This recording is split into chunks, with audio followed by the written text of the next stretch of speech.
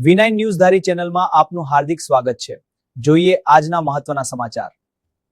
ધારી સરકારી સિવિલ હોસ્પિટલમાં બેડ ઓછા હોવાને લઈને દર્દીઓમાં હાલાકી।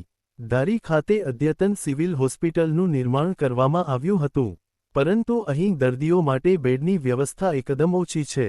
ધારી તાલુકો 69 ગામડાઓથી જોડેલો તાલુકો છે। હાલ સરકારી હોસ્પિટલ ખાતે પ્રત્યેક દિવસે 400થી 500 પેશન્ટો અહીં સારવાર લેવા માટે આવે છે। ડોક્ટર તેમજ નર્સ અને હોસ્પિટલનો સ્ટાફ અહીં ખૂબ જ પ્રેમાળ જોવા મળે છે, પરંતુ દર્દીઓની સારવાર માટે અહીં બેડની વ્યવસ્થા માત્ર 30 જ છે। હાલ ઉનાળાની સિઝન ચાલુ હોઈલું લાગવાના બનાવો, ઇમરજન્સી સારવારના બનાવો તેમજ ડિલિવરી સહિતના દર્દીઓની અવરજવર અહીં ખૂબ જ મોટા પ્રમાણમાં જોવા મળે છે।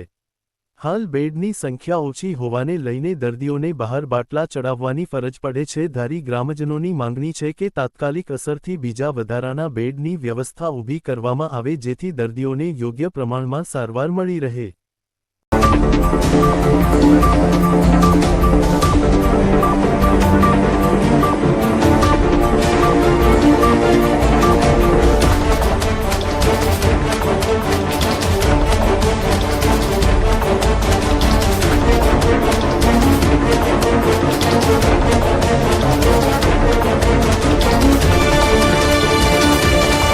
વાઘેલા છે, ગામ નવાપરા ધારી।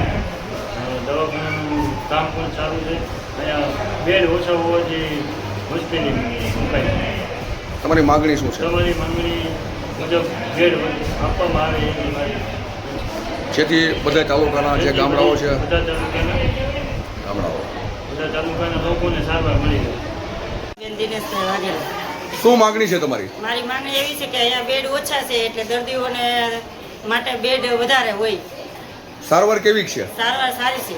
ડોક્ટરો કેવા છે? ડોક્ટરો સારા છે, પૂરતા પ્રમાણમાં સારવાર મળી રહે છે? પૂરતા પ્રમાણમાં સારવાર મળી રહેશે।